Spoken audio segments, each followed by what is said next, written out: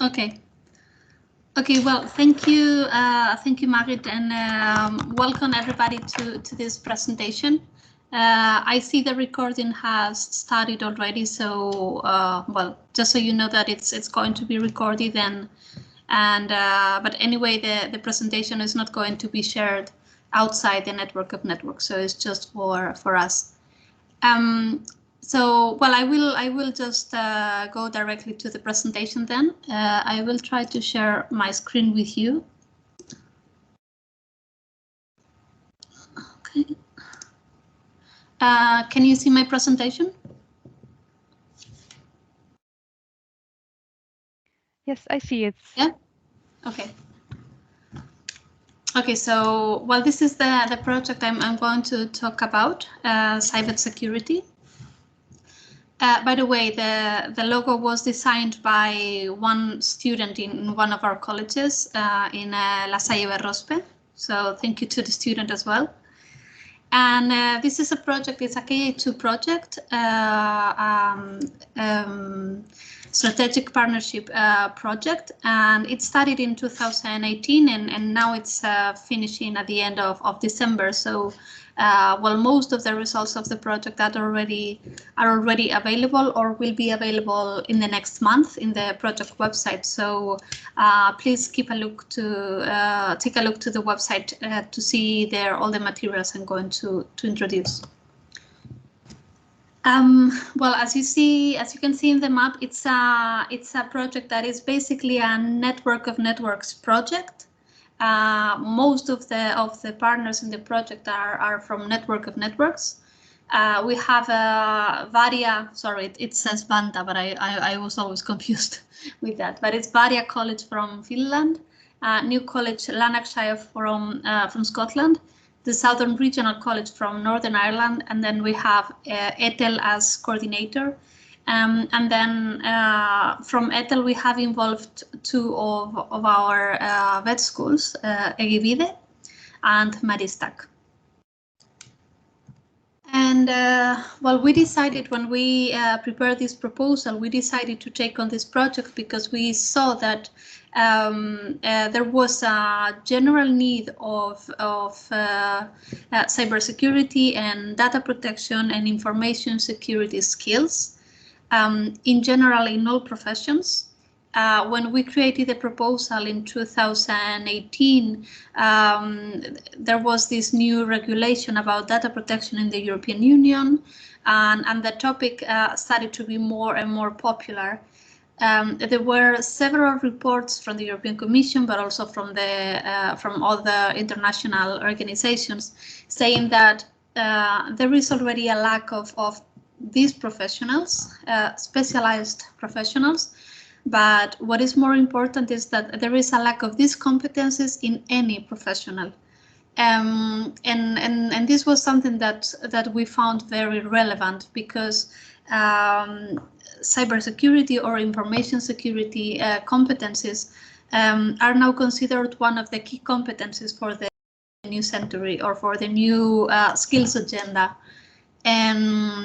And also is part of the DigComp framework from the European Commission, where it says which are the digital competencies, the basic digital competencies for any person actually in our society. And one of them is these information security and data protection competencies. So it's not about counting with specialists in cybersecurity, but it's more about having different levels of knowledge and competences on this matter in any profession and for any person. So with this idea in mind of having or integrating this key competence in the vet curriculums, we decided to take on this project and to create something together. And these are the objectives we were looking for, and that I can say already that we have achieved through the project, through this 2 years project. First of all was this raising awareness of why it's important to have this kind of competences, raising awareness of the dangers, of the perils of the digital world for the vet community, among the vet community in particular, but not only. And then the other objective we were looking for and that we have achieved during the project is how can we define which kind of competencies and knowledge are necessary for different types of professionals in terms of cybersecurity and data protection. And well, I will explain later how we came up with a kind of classification of this. Another objective that we have achieved is to increase the level of knowledge and competences about cybersecurity in our vet staff. And not only for those who are IT specialists or work in IT, but also for other kind of teachers that work or teach in other vet programs. And I will tell you later as well, but we have involved here teachers from business administration. We have involved teachers from arts, from secondary education as well, and we have provided tools to them, well, depending on the needs they have.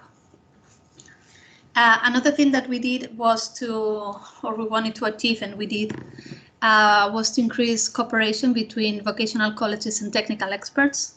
So we have worked with a couple of companies and couple of also with some universities which have more expertise than we do in vocational colleges at the moment.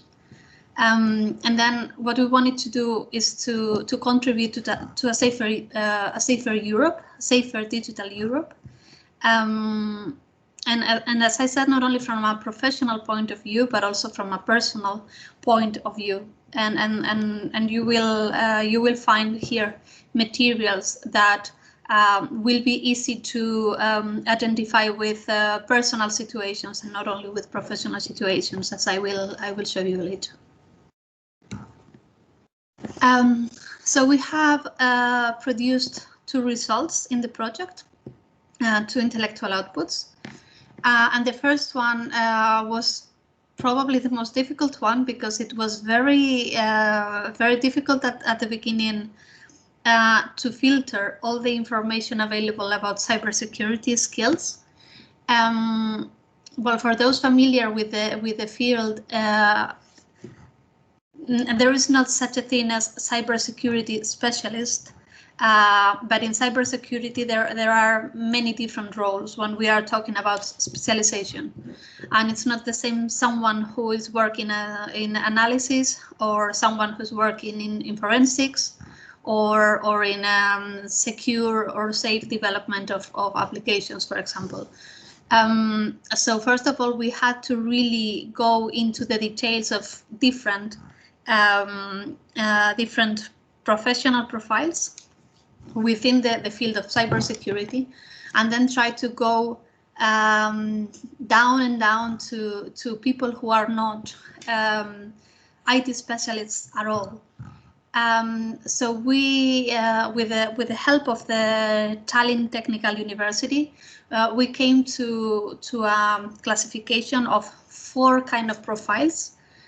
And well, you see here that we have technical and non-technical cybersecurity and non-cybersecurity. So most of the professional profiles are in one of these 4 boxes somewhere.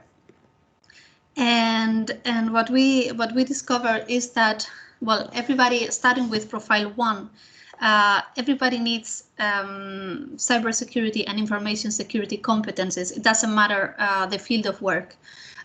You can have a bakery or you can have a restaurant, and you will still need some kind of information security awareness, at least, because nobody works disconnected from the online work. Even just for accountancy or for processing orders, you are using applications or the computer, and of course there is a need of having some awareness at least of what you can do and what you shouldn't do when you are managing data or when you are sharing data.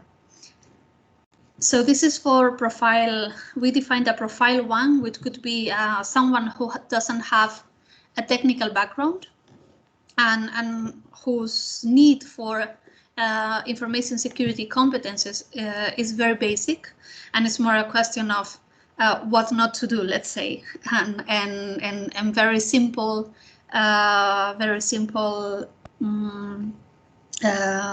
activities, let's say, or very simple advices on how to act in a digital world. Then we have the profile 2, which is also a non-technical profile. So we are aiming to people who have maybe a profile in business administration or marketing or finance or healthcare, and they don't have technical knowledge whatsoever. So no operational knowledge, but also IT knowledge. But they do need a higher level of awareness in terms of cybersecurity and a higher level of expertise in information security because of a simple reason, because they manage very sensitive data. So imagine that you work in an insurance company and you manage a lot of personal data from people, which can be stolen. So you have to be particularly careful on how you manage this data. It could be the same for someone who works in finance or someone who works in a hospital.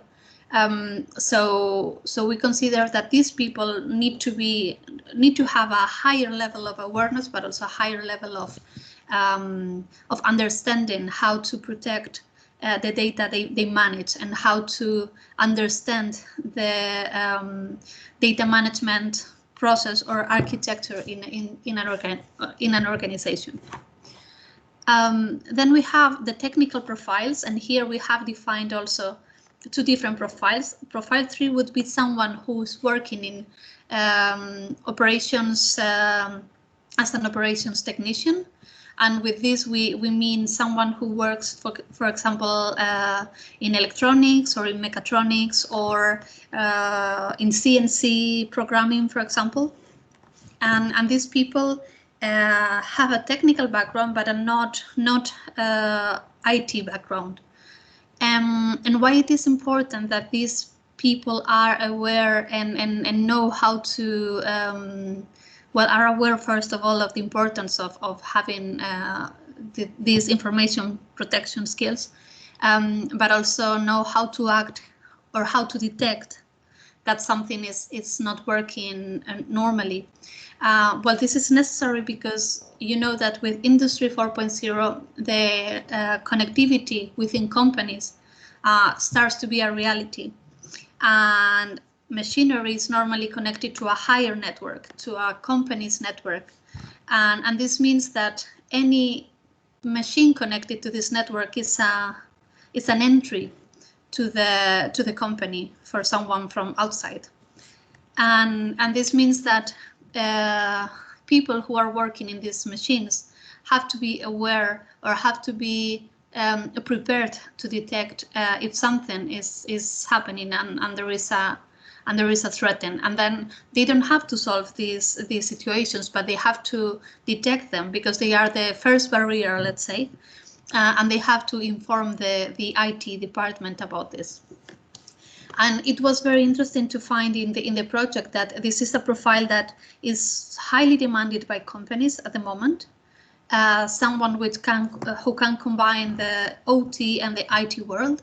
But it's a profile that it doesn't exist at the moment. That is not provided by vocational colleges or by universities. And what we can do at the moment is just to give some skills to these OT profiles and try to give them some IT skills in the field of information security. And lastly, the profile 4 we have here, it could be someone from, it will be someone from the IT sector. And here we have different profiles, as I said. So it can be someone who is a developer, and then this person will need particular competences for safe development or secure development of applications or software.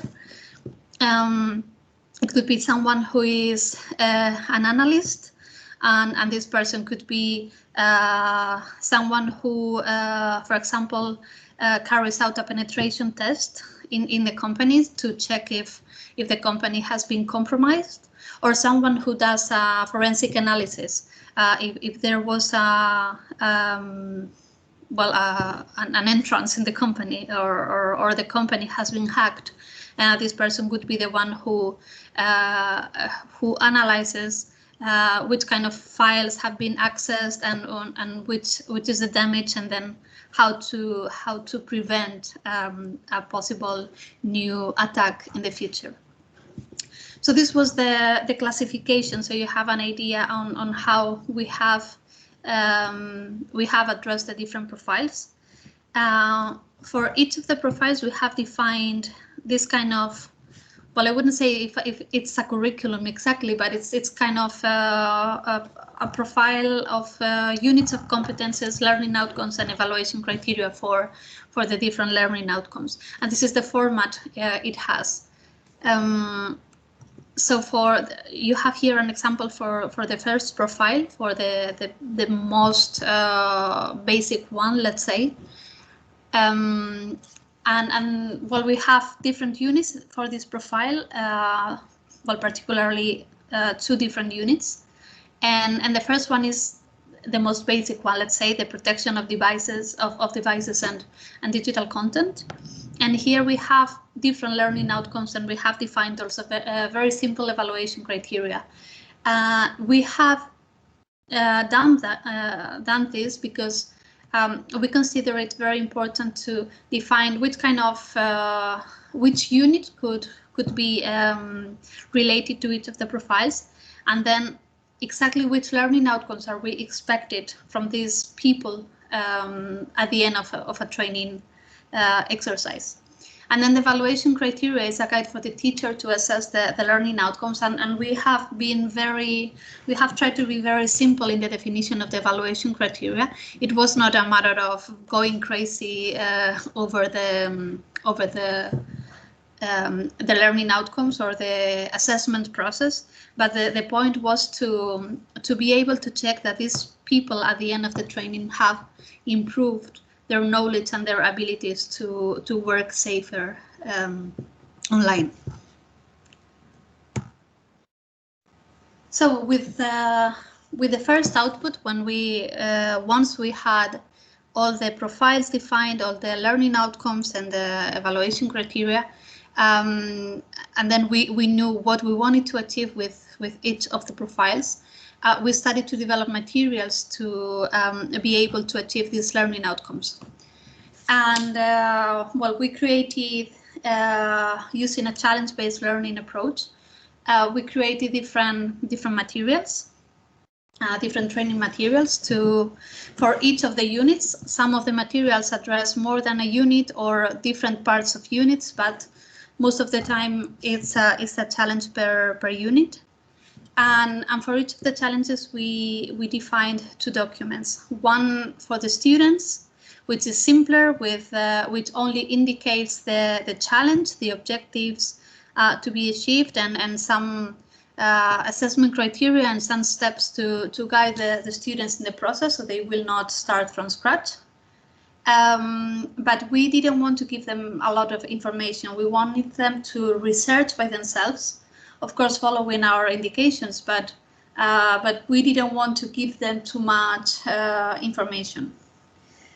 On the contrary, for the teachers, we created also a document which is more complete, and depending on the profile, we have given more information or more guidance. For example, for the first profiles, we expect that teachers who will use these documents will be people who are not from the IT world.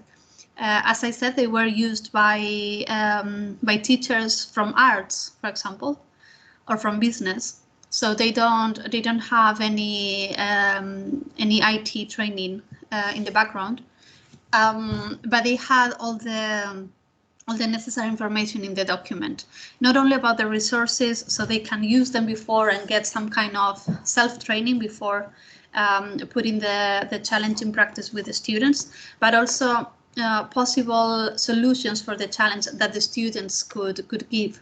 So they will not start completely blind when they implement these challenges in class.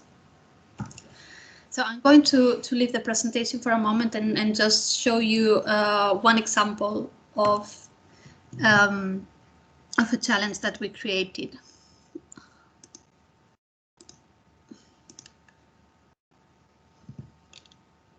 Okay, so can you see the screen now again?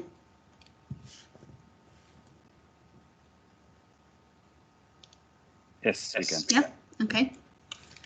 Okay, so this was the first challenge we created, the more simple one, I would say, and it's a safe device use in an unsafe digital world. And this is a document for the teachers. I won't show the one for students because it's just the same, but without with less information. You have here the duration of the challenge, which, by the way, it is shorter after we have piloted the challenges. We have adapted the duration of the challenges as well. And then you have always the description of the situation. So in this case, we tell the students that they have received a digital device as a gift, and they have to be sure that they will be able to protect the device and all the information they put inside. They are going to use the device for email, for browsing the web, social networks, well, the common uses we all give to a digital device. And then they have to demonstrate that they understand, first of all, that they are able to identify which dangers come with the use of a digitally connected device, and also that they know how to protect themselves or how to at least lessen the risks. So here we have the learning objectives that come from the previous intellectual output. And then we have the minimum requirements to carry out the challenge. We always give some hints on what is the previous knowledge that you need. In this case, well, the challenge was very simple, so not a lot of previous knowledge was necessary. And then the equipment and software, and in this case was also very simple, just as an internet connected device. And then the training resources that teachers could use for themselves, but also to recommend to students to look at. And then we always propose here a schedule of the challenge with some suggested timing for each of the steps, but this is just an orientation as well. Then we give a presentation, an orientation on the presentation of the results, and then here the evaluation criteria. And we suggest some weights for and some categories to be evaluated, but this, of course, can be adapted to the needs of each teacher or each school. And what is well, particularly important here, especially in the first challenges who are intended for non-IT people, is that we give some tips or some hints on the possible responses that students can give. So here, well, we have the evaluation criteria at the beginning, and then some of the possible responses are these. So if the evaluation criteria is that the team groups multiple risks into 3 physical and 3 virtual, then we name already which kind of physical risks they can mention or which kind of virtual risks they can mention. And we do the same with the rest of the evaluation criteria. So we just take the evaluation criteria defined in output 1, and then we give some hints to the teacher so he or she knows what to expect from the students. So this is the This is the kind of the structure of all the challenges. The structure is always the same, and the only thing that changes, of course, is the content. So I'm going to the presentation again.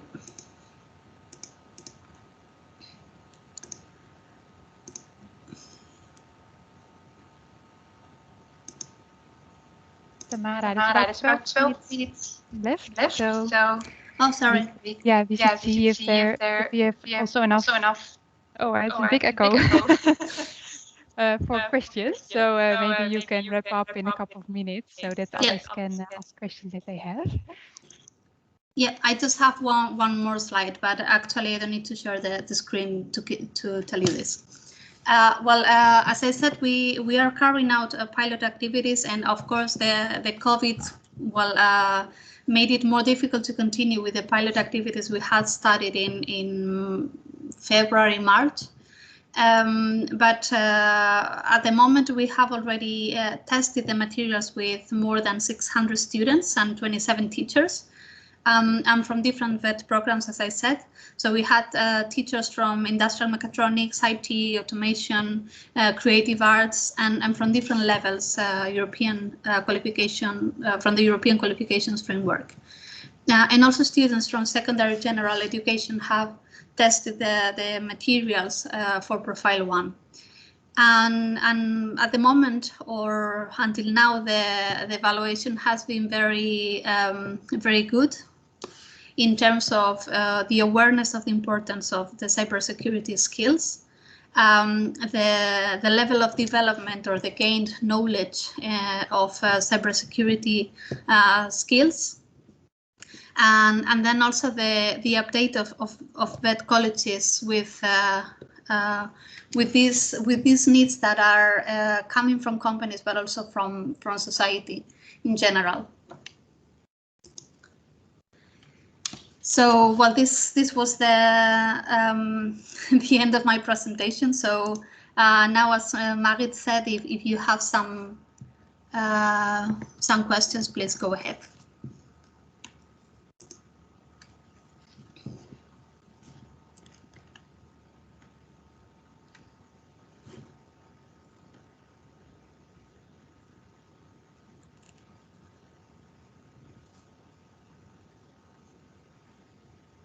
Well, I don't see any questions in the chat. Tamara, maybe it would be interesting for others. Are the methods which you showed, are they also available for other schools when they would like to use them? Yeah, the challenges, well, some of them are already in the project website, and they are ready to use.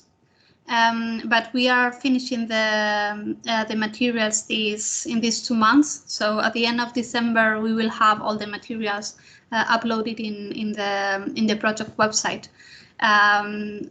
They will come with a guide on how to use the materials and with which profiles we recommend to use them, and they will be in the website. I will put here the link. By the way, the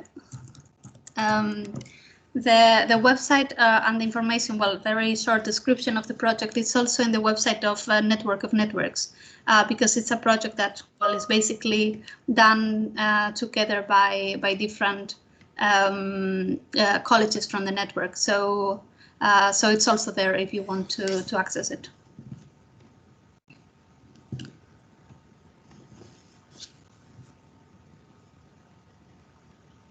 In case you have any questions afterwards, then I will share the link of our general Padlet, which is available for this whole annual meeting of our Network of Networks for all the webinars. And there you can also place your comments or questions or remarks and see what others have left there. So maybe when you have an idea or question after this webinar, you think, oh, I still want to ask that, just put it there, and then we will take it into account. Mm-hmm. Okay, so well, as Marit said, if you want, you can use the Padlet. Otherwise, you can just email me directly if you have any questions later on. Otherwise, thank you all for your attention and for being present here.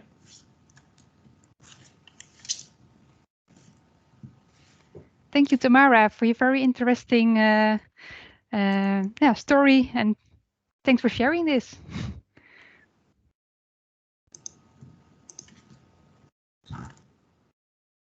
Okay, bye-bye all. Have a nice day.